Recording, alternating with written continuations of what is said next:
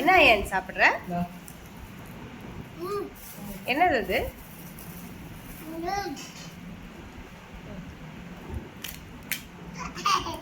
என்னது அது?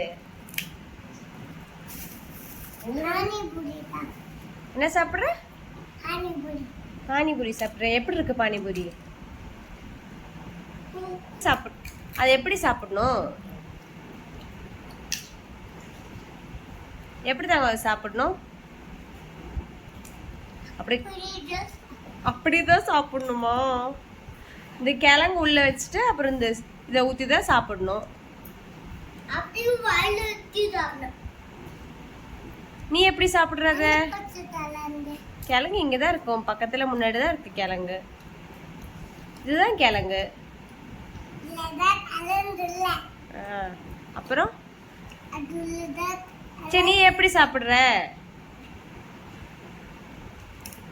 நல்லா இருக்க?